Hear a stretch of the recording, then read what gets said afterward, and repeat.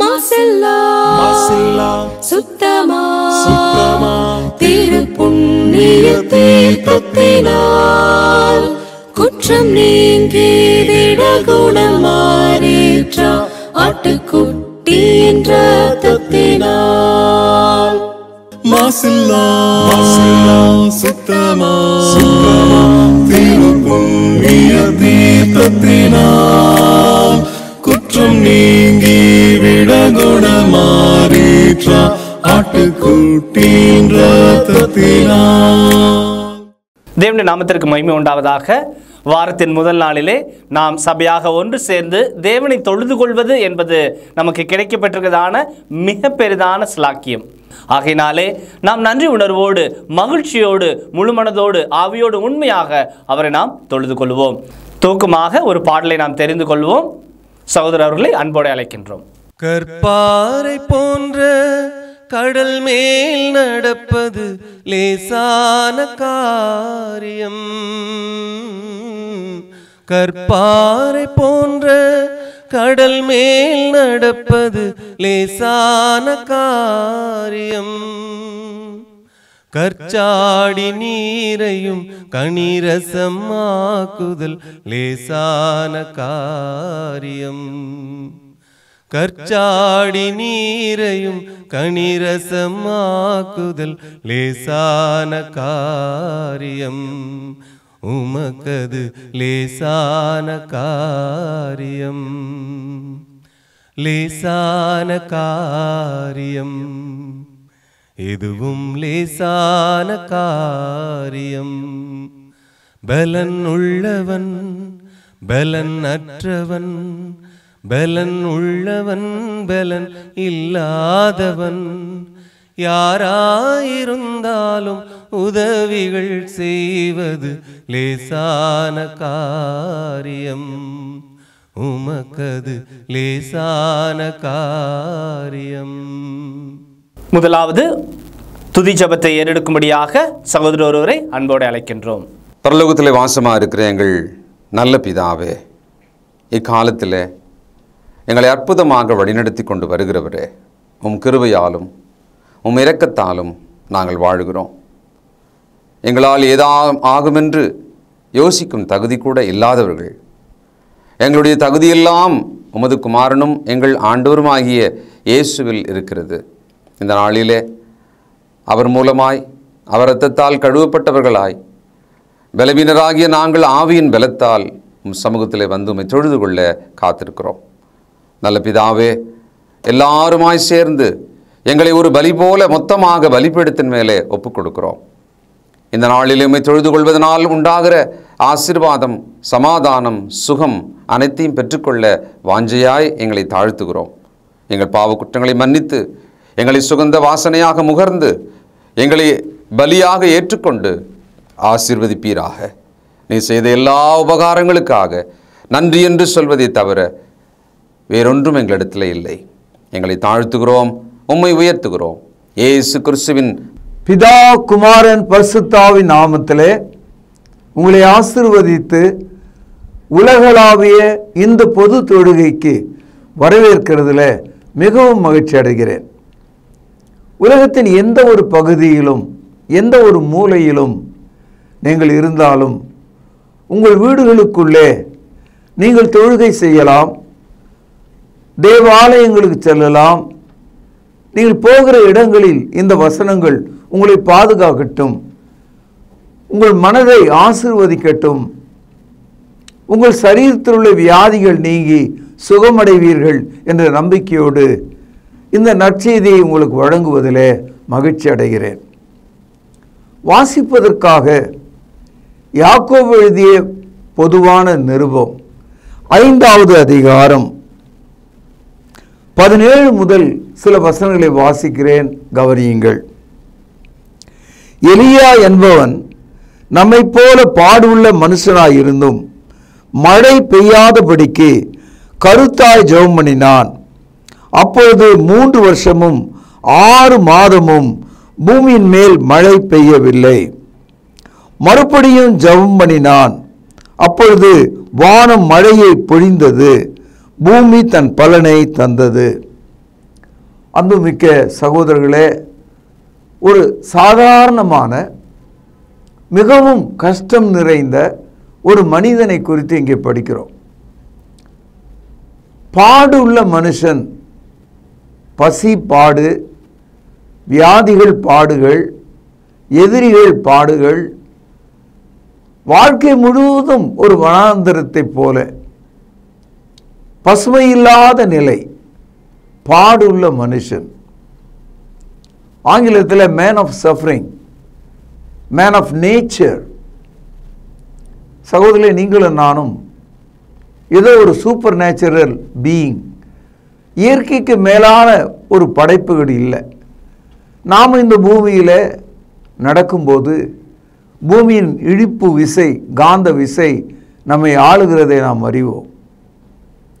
எல்லா வகையான துன்பங்கள் மத்தியில் தான் நாம் இருக்கிறோம். இந்த மனிதனிடத்தில் தேவன் பாராட்டிய ஒரு அற்புதம் என்ன என்பதை நாம் இன்றைக்கு படிக்கிறோம். பொதுவாக அற்புதம், மிரக்கல் என்ற வார்த்தைக்கு என்ன அர்த்தம்? Miracle means anything performed above the nature, against the nature. அற்புதம் என்றால் இயற்கைக்கு மேலான, மாறான ஒன்றுதான் அற்புதம். உதாரணமாக இயற்கையை நாம் பார்க்கிறோம். இயற்கை ஒரு மரமாக இருக்கிறதை பார்க்கிறோம். சகோதரர்களே, எங்கேயாவது நீங்கள் ஒரு மரத்தை தரையிலிருந்து பிடுங்கி போடுவதை பார்க்கலாம். அது அற்புதம் கிடையாது. ஆனால் ஒரு மரம் வேர்பாகம் மேலே, கிளைகள் எல்லாம் பூமியின் அடியில் புதைந்ததாக ஒன்று இருந்தால் அது அற்புதமாக இருக்கும். தண்ணீர் திராட்சை ரசமாய் மாறினால் அது அற்புதமாக இருக்கும். 18 வருடம் கூனியாக இருந்த மகள் நிமிர்ந்து நடந்தால் அது அற்புதமாக இருக்கும். அற்புதங்கள் என்பது இயற்கைக்கு விரோதமானதல்ல, மாறானது. இயற்கையோடு அதே நேரத்தில் அற்புதமாகவும் இருக்க வேண்டும். அதுதான் பைபிள் காலத்து அற்புதங்களாக இருக்கிறது. என் அன்பு சகோதரர்களே, இந்த மனிதன் அந்த தேசத்தினுடைய பாவத்துக்கு எதிராக அவர்கள் கர்த்தரை மறந்து வாழ்ந்ததனால கர்த்தருடைய நாமத்தை அவர்கள் நினைவு கூறும்படி, மனம் திரும்பும்படி அவர்களுக்கு முன்பாக ஒரு ஜெபம் செய்தான். அந்த ஜெபத்தில் அவன் உறுதி உள்ளவனாக ஜெபம் பண்ணினான், கருத்தாய் ஜெபம் பண்ணினான். அநேக சமயங்களில் நம்முடைய ஜெபங்கள் ஒரு சத்தம் கேட்ட உடனே மரத்தில் இருக்கிற பறவையெல்லாம் ஆயிரக்கணக்கில் பறந்து போவது போல, எய்ம்லெஸ் ஷூட், ஒரு பறவை கூட கீழே விழல, எல்லாம் பறந்து போயிடுச்சு. நம்முடைய ஜெபங்கள் எய்ம்லெஸ், குறி தவறியவைகள். நம்முடைய ஜெபங்களுக்கு பதிலே இல்லை. நாம் கனவு கால வாழ்க்கை செய்கிறோம். எந்த ஒரு நோக்கமற்று பிதற்றுகிற ஒரு ஜெபத்தை செய்கிறோம். நம்முடைய கையில் உள்ள போராயுதமான விசுவாசத்தின் பட்டயம் வேலை செய்யவில்லை. அன்பு சகோதரர்களே, இந்த எலியா என்பவன் ஒரு சாதாரண மனிதன். அவன் மலை கிராமத்தில் வாழ்கிறவன். அவன் மலையிலிருந்து கீழே இறங்கி வரும்போது ஊரார் அவனை மலைவாசி என்று அவனை அறியாதவனைப் போல ஒரு முக்கிய நபராக இல்லாமல் கேலி செய்யக்கூடிய ஒருவனாக இருந்தான். இந்த மனிதனுடைய வாழ்க்கையில் கொடுமையான பசி நேரங்கள் வந்தது. நாம் 1 ராஜாக்கள் 17ஆம் அதிகாரத்தில் படிக்கும்போது இந்த மனிதனை தேவ தூதர்களை கொண்டு உணவளித்தார். இதே மனிதனை தேவன் காகங்களை கொண்டு போஷித்தார். இதே மனிதனை தேவன் சாரிபாத் விதவை ஒருவள் மூலமாய் பஞ்ச காலத்திலே போஷித்தாள். இந்த 3 விஷயங்களும் எலியா செய்த ஜெபத்தினாலே வானம் இரும்பை போல அடைப்பட்டு மழை பெய்யாமற் போன 3 வருட 6 மாத காலத்தில் நடந்தது. இந்த வசனத்தில் மழை பெய்யவில்லை என்று மட்டும் சொல்லல, எத்தனை நாள் பெய்யவில்லை? 3 வருஷம் 6 மாதம், ஏறக்குறைய 1000 நாளுக்கு மேலே மழை பெய்யவில்லை. இன்றைக்கும் நம்முடைய நாட்டில் 3 வருஷம் மழை இல்லைன்னு சொன்னால் இந்த 140 கோடி ஜனங்கள் உள்ள இந்த தேசத்தில் நமக்கு சாப்பாடு உண்டாயிருக்குமா? உணவு கிடைக்குமா? 2 நாள் தக்காளி 100 ரூபாய் என்று சொன்னாலே வீட்டிலே சமையல் இல்லை. ஏறக்குறைய 3 ஆண்டுகள் மழை இல்லை என்று சொன்னால் நீங்கள் எதை உண்பீர்கள்? எண்ணி பாருங்க. என் அன்பு சகோதரர்களே, இந்த மனிதன் அந்த ஜனங்கள் மனம் திரும்பிய பிறகு மீண்டும் அவன் கருத்தாய் ஜெபம் பண்ணினான். He prayed again. அப்பொழுது வானம் மழையை தந்தது. நீண்ட நாளாய் காய்ந்திருந்த பூமி, ஒரு புல்லும் முளைக்காமற் போன இந்த பூமி மீண்டும் அதற்குள் கசிவு ஏற்பட்டு பசைத்தன்மை உண்டாகி புல்லும் பூண்டும் உருவாகி மனிதர்கள் உழுது விதைகளை நாட்டி அவர்கள் அறுவடைகளை செய்தார்கள். என் அன்பு சகோதரர்களே, மழைக்கு முன் மழைக்கு பின் என்று நீங்கள் எண்ணி பார்க்கணும். மழைக்கு முன் மழைக்கு பின், before the rain, after the rain. என் அன்பு சகோதரனுடைய வாழ்க்கையில் இந்த நாள் ஒரு திருப்பு முனையாக மாறணும். இன்றைக்கு முன்னால் இருந்ததெல்லாம் ஒரு காலம், இன்றைக்கு பின்னால் வரப்போகிறதெல்லாம் இன்னொரு காலம்.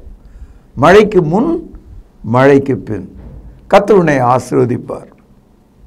இந்த மனிதன் கருத்தாய் ஜெபம் பண்ணின போது மழை பொழிந்தது, பூமி விளைந்தது என்று நாம் படிக்கிறோம். இந்த நாளில் நீங்கள் கருத்தாக ஜெபம் பண்ணும்படி உங்களை தாழ்த்துங்கள். இந்த இடத்துல கருத்தாக ஜெபம் பண்ணும்போது யாருடைய பெயரால் அந்த ஜெபத்தை நீங்கள் கேட்கிறீர்கள்? எந்த அதிகாரத்தில் அதை கேட்கிறீர்கள்? யார் மூலமாக கேட்கிறீர்கள் என்பதை நீங்கள் கவனிக்க வேண்டும். கொலோசியருக்கு எழுதிய நிருபம் 3வது அதிகாரம் 16-17 வசனங்கள். கிறிஸ்துவின் வசனம் உங்களுக்குள்ளே சகல ஞானத்தோடும் பரிபூர்ணமாக வாசமாயிருப்பதாக, சங்கீதங்களினாலும் கீர்த்தனைகளினாலும் ஞான பாட்டுகளினாலும் ஒருவருக்கொருவர் போதித்து புத்தி சொல்லிக் கொண்டு உங்கள் இருதயத்தில் கர்த்தரை பக்தியுடன் பாடி கவனியுங்கள். வார்த்தையினாலாவது கிரியினாலாவது கவனியுங்கள். நீங்கள் எதை செய்தாலும் அதையெல்லாம் நன்றாக கவனியுங்கள். கர்த்தராகிய இயேசுவின் நாமத்திலே செய்து இன்னும் நன்றாக கவனியுங்கள். அவர் முன்னிலையாக பிதாவாகிய தேவனை ஸ்தோத்திரியுங்கள். கருத்தாக ஜெபம் பண்ணுவது என்றால் என்ன? கருத்தாக ஜெபம் பண்ணுவது என்றால் மலையை பார்த்து அது என் மேலே விழட்டும் அல்லது அகன்று போட்டும், சமுத்திரத்தை பார்த்து அது வற்றி போகட்டும், நதியை பார்த்து வேறு திசையில் அது ஓடட்டும், அக்னியை பார்த்து அது அணைந்து விடட்டும், இப்படியெல்லாம் மனிதர்கள் சொல்வதற்கு விருப்பம் உள்ளவர்களாக இருக்காங்க. ஒரு பெண்ணை பார்த்து இவள் மனைவியாக வரட்டும், ஒரு வீட்டை பார்த்து இது எனக்கே உண்டாகட்டும், இப்படி தான் மனிதர்கள் ஆர்வம் உள்ளவர்களாக இருக்காங்க. நீங்கள் ஆசைப்படுவது ஜெபம் அல்ல. What you desire, it is not a prayer. நீங்கள் கிறிஸ்துவுக்குள்ளாக நீங்கள் எதை கேட்பீர்களோ அது தேவ சித்தத்தின்படி கேட்கும்போது அது உங்களுக்கு உண்டாகும். மார்க் எழுதிய சுவிசேஷம் 11வது அதிகாரம் 24வது வசனம். ஆகையால் நீங்கள் ஜெபம் பண்ணும்போது எவைகளை கேட்டுக்கொள்வீர்களோ அவைகளை கவனியுங்கள், பெற்றுக்கொள்வோம் என்று விசுவாசியுங்கள், அப்பொழுது அவைகள் உங்களுக்கு உண்டாகும் என்று சொல்லுகிறேன். What you pray you receive. Believe what you receive. விசுவாசியுங்கள், பெற்றுக்கொள்ளுங்கள். ஆனால் விசுவாசித்து பெற்றுக்கொள்ளக்கூடிய காரியத்தில் உங்கள் மனதில் உள்ள எண்ணங்களும் யோசனைகளும் பாடல்களும் கவிதைகளும் பயன் தராது. கிறிஸ்துவின் வசனம் உங்களுக்குள்ள சகல ஞானத்தோடும் பரிபூரணமாக வாசமாயிருப்பதாக. ஜெபம் பண்ணுகிற மனிதனுக்கு ஒரு லொகேஷன், ஒரு அடையாளம் இங்கே காட்டப்படுகிறது.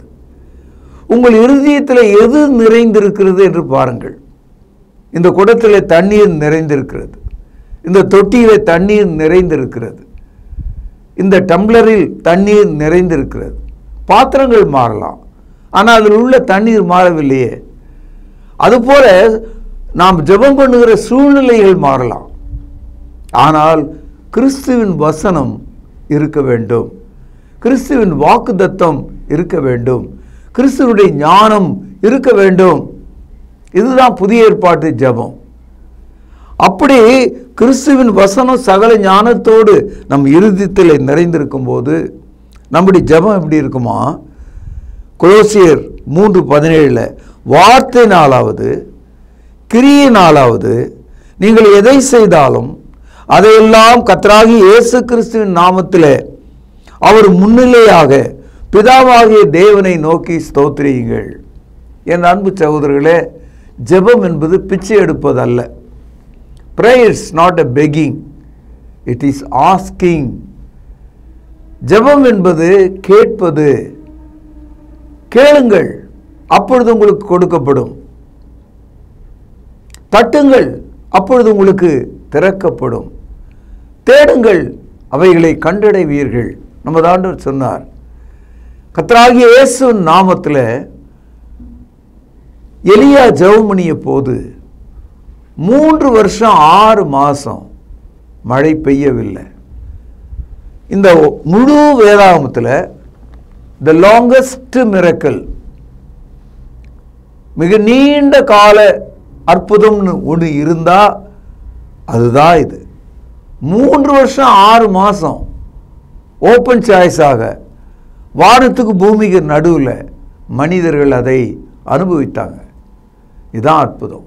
இப்படிப்பட்ட அற்புதம் உன்னுடைய வாழ்க்கையில் நடக்க வேண்டும், அல்லது அப்படி வேத வசனமாய் நடந்திருக்கிறது என்று நீங்கள் விசுவாசிக்க வேண்டும். இன்னைக்கு நான் வெளியே போய் நின்று இந்த மழை நிற்கட்டும் என்று நான் ஜெபம் பண்ணுவதில்லை. மாறாக, ஆண்டவரே, இதோ அடியான் வெளியே செல்ல வேண்டும், இந்த மழையினால் நான் நோய் கொள்ளாதபடிக்கு அது தூரமாய் போய் பெய்யட்டும், எனக்கு ஒரு இடைவெளியை தாரும், திருமணம் நடக்கணும், மக்கள் வரணும், சபை கூடணும், மக்கள் வரணும், இதோ இந்த மனிதன் மருத்துவமனையிலிருந்து உயிரோடு எழுந்திருக்கணும், மழையினால் இடைஞ்சல் கூடாது என்று தான் ஜெபிக்க முடியுமே தவிர மழையை நிறுத்தும் என்று என்னால் கட்டளையிட முடியாது. We need to coordinate with God's will. தேவனுடைய சித்தத்தோடு நாம் சேர்ந்து செயல்பட வேண்டும். ஆனால் இந்த அற்புதம் தேவனுக்கும் மனிதனுக்கு இடையில் ஏறக்குறைய 1000 நாளுக்கு மேலாக 3 வருஷமும் 6 மாசமும் மழை இல்லை. இந்த மழை இல்லாமல் போவதற்கு ஒரு மனிதனுடைய ஜெபத்தை கர்த்தர் கேட்டார்.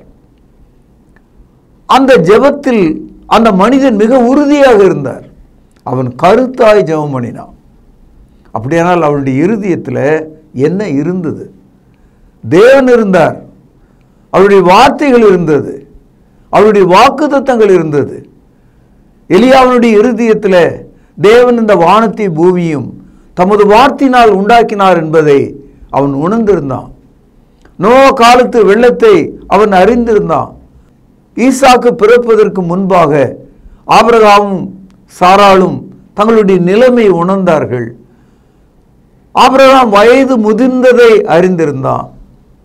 சாராள் அவளுடைய கர்ப்பம் செத்து போனதை அறிந்திருந்தாள். ஆனால் அதை வெளியே பேசாமல் வாக்குத்தத்தம் பண்ணின தேவன் உண்மை உள்ளவர் என்று அறிந்து அவன் மனச்சோர்வு அடையாமல், அவன் நம்பிக்கை இழக்காமல் கர்த்தரிடத்தில் விசுவாசம் உள்ளவனாயிருந்தான். அவன் தன்னுடைய மனதில் இப்பொழுது அப்பொழுது என்ற மாற்றங்களை உடையவனாக இல்லை. Abraham was not wavering in his faith. He was constant and he stood before God and his promises. தேவனுடைய வாக்குத்தத்தம் நிறைவேறும் என்று நம்பியிருந்தான். 25 வருடங்கள். என் அன்பு தாயே, தகப்பனே, வாலிபனே, வாழ்க்கையில் உங்களுடைய ஜெபங்கள்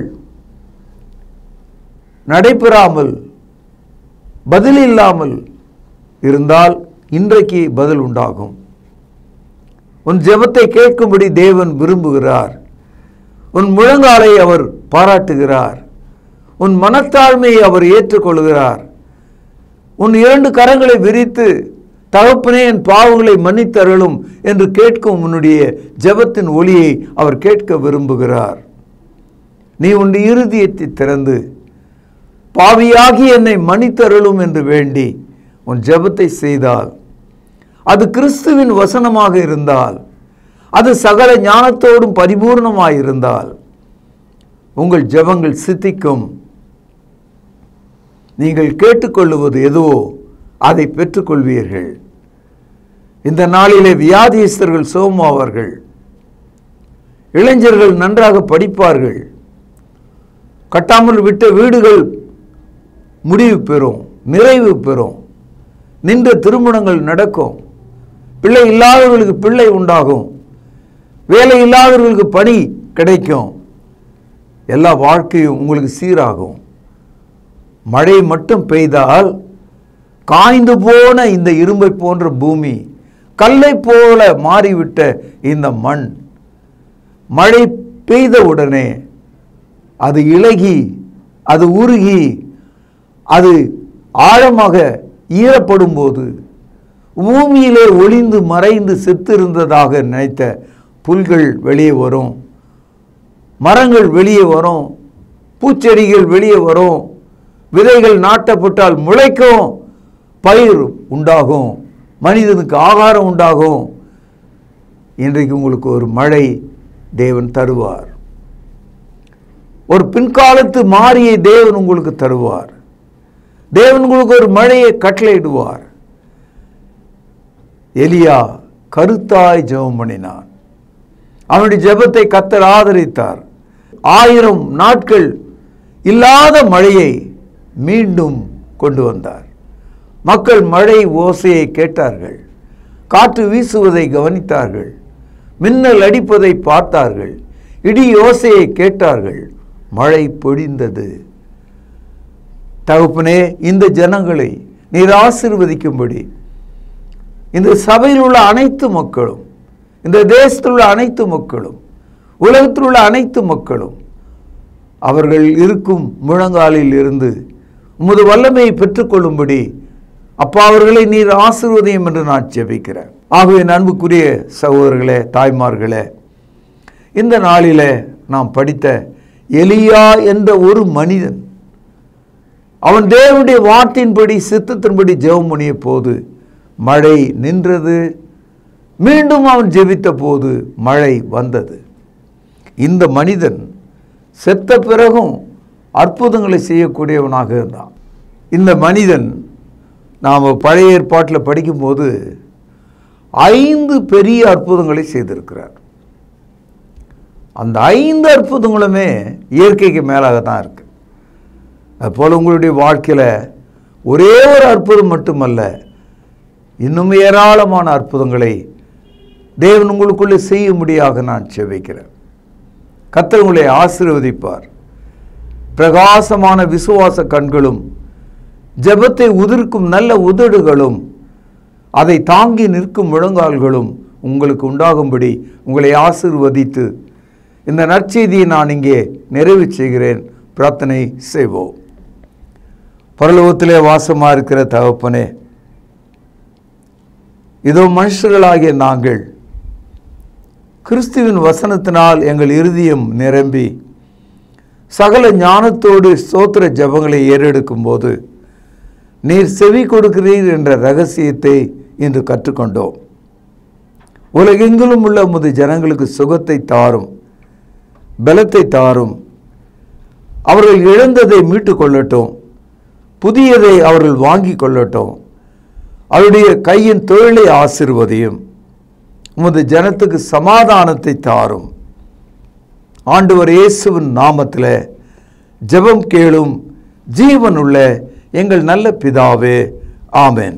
நம்முடைய கர்த்தராகிய இயேசு கிறிஸ்துவினுடைய கிருபையும் பிதாவின் அன்பும் பரிசுத்த ஆவியானவரின் ஆசீர்வாதமும் வழி நடத்துதலும் நம் அனைவரோடும் சதா காலங்களிலும் நிலைத்திருப்பதாக. ஆமென். கிறிஸ்து இயேசு தம்முடைய சரீரத்தை நமக்காக கிழிக்கு கொடுத்து தன்னுடைய இரத்தத்தை சிந்தினார். அவருடைய பந்தியை நினைவு கூறத்தக்கதாக நாம் ஆயத்தமாவோம். வழிநடத்தும்படியாக சகோதரர்களை அன்போடு அழைக்கின்றோம். கர்த்தருடைய பந்தியிலே பங்கு கொள்ளும்படி நம்மை நாமே ஆயத்தப்படுத்துவோம். ஆண்டவராகிய இயேசு கிறிஸ்து காட்டி கொடுக்கப்பட்ட அன்று ராத்திரியிலே அப்பத்தை எடுத்து ஆசீர்வதித்து, இதை பிட்டு நீங்கள் வாங்கி புசியுங்கள், இது உங்களுக்காக பிற்கப்படுகிற என்னுடைய சரீரமாய் இருக்கிறது என்று சொல்லியிருக்கிறார். அப்பத்திற்காக நாம் ஜெபித்து இதில் பங்கு கொள்வோம். பரிசுத்தமும் இரக்கமும் தயவும் கிருபையும் நிறைந்த நல்ல ஆண்டவரே, உம்முடைய குமாரனாகிய இயேசு கிறிஸ்து சிலுவையிலே எங்களுடைய பாவங்களுக்காக தன்னுடைய இன்னுயிரை கொடுக்கும் பொழுது அவருடைய சரீரம் கிழிக்கப்பட்டது. அதற்கு ஒப்பாக இங்கு புளிப்பில்லாத அப்பம் இது வைக்கப்பட்டு இருக்கிறதப்பா. நீர் இந்த அப்பத்தை எங்களுக்கென்று ஆசீர்வதித்து தரும்படி விலையேற பெற்ற இயேசு கிறிஸ்துவனுடைய நல்ல நாமத்தினாலே இந்த ஜெபத்தை ஏறெடுக்கிறோம் அன்பின் பிதாவே, ஆமேன். அவர் அந்தபடியே பாத்திரத்தையும் எடுத்து, இந்த பாத்திரம் என் இரத்தத்தினால் ஆகிய புதிய உடன்படிக்கையாய் இருக்கிறது, என்னை நினைவு கூறும்படி இதை செய்யுங்கள் என்று சொல்லியிருக்கிறார். நாமும் கூட அவ்வண்ணமாகவே இதில் செய்யும்படியாக நாம் ஒன்று சேருவோம். தேவன் இந்த ரசத்தை ஆசீர்வதித்து தரும்படி நாம் ஜெபிப்போம். வானத்தையும் பூமியும் உண்டாக்கின சர்வ வல்லமையுள்ள எங்கள் நல்ல பிதாவே, என்னை நினைவு கூறும்படி இதை செய்யுங்கள் என்று சொல்லியிருக்கிறபடியே நாங்கள் செய்யும்படி வந்து நிற்கிறோம். இந்த ரசத்தை நீர் ஆசீர்வதித்து தாரும். குற்றமில்லாத மாசற்ற இதோ தகப்பனே, அந்த ரத்தம் எங்களுடைய பாவங்களுக்காக சிந்தப்பட்டது என்பதை நாங்கள் நினைத்து இதில் பங்கு கொள்ளும்படி, பயபக்தியோடு பங்கு கொள்ளும்படி எங்களை உற்சாகப்படுத்தும். எங்களை தாழ்த்துகிறோம். இந்த ரசத்தை நீர் ஆசீர்வதித்து தாரும். இயேசுவின் நல்ல நாமத்தில் இந்த ஜெபத்தை எடுக்கிறோம் அன்பின் பிதாவே, ஆமேன். இறுதியாக நாம் ஜெபித்து இந்த தொழுகையை நிறைவு செய்வோம். ஜெபிப்போம். கிருபையும் அன்பும் இரக்கமும் நிறைந்த பரம்பிதாவே, உம்மை தொழுது கொள்வது எவ்வளவு பெரிதான ஸ்லாக்கியம். அந்த ஸ்லாக்கியத்தை நீர் இந்த நாளில் எங்களுக்கு தந்தீரே, அதற்காக நன்றி தகப்பனே. நாங்கள் ஜெபித்த ஜெபங்களை நீர் அங்கீகரிக்க வேண்டுமாய் ஜெபிக்கிறோம். கிருபையின் பிதாவே, நாங்கள் கேட்ட வார்த்தைகளுக்காக நன்றி. அவைகள் எங்களுடைய இருதயத்தில் வைத்து அதன்படி எங்களுடைய வாழ்க்கை மறுரூபமாக நீர் தயவு செய்தல் வேண்டுமாய் ஜெபிக்கிறோம். பிதாவே, நீர் எங்களுக்கு இந்த வாரத்தில் ஆசீர்வாதமாக கொடுத்த வருமானத்திலிருந்து உமக்கென்று கொடுக்க நீர் எங்களுக்கு பாராட்டின தயவுக்காக நன்றி. இப்படியாக நாங்கள் கிறிஸ்துவனுடைய மரணத்தை நினைவு கூற நீர் தயவு பாராட்டினீர். எங்களுக்காக கிறிஸ்து தன்னுடைய சரீரத்தை கிழித்து இரத்தத்தை சிந்தினார். அதை நாங்கள் புசிக்கவும் பானம் பண்ணவும் நீர் தயவு பாராட்டினீர். இப்படியாக தாப்பனே, நாங்கள் ஏறெடுத்த இந்த தொழுகையை நீர் தாமே அங்கீகரிக்க வேண்டுமாகவும் ஆசீர்வதிக்க வேண்டுமாக ஜெபிக்கிறோம். தாப்பனே, சுவீனமாக இருப்பவர்களுக்கு உம்முடைய சுகத்தையும் ஆரோக்கியத்தையும் கட்டளை விடமாக ஜெபிக்கிறோம். காத்துக்கொள்ளும், வழி நடத்தியறலும். இயேசு கிறிஸ்து மூலம் அனுப்புகிற நல்ல பரம்பிதாவே, ஆமென்.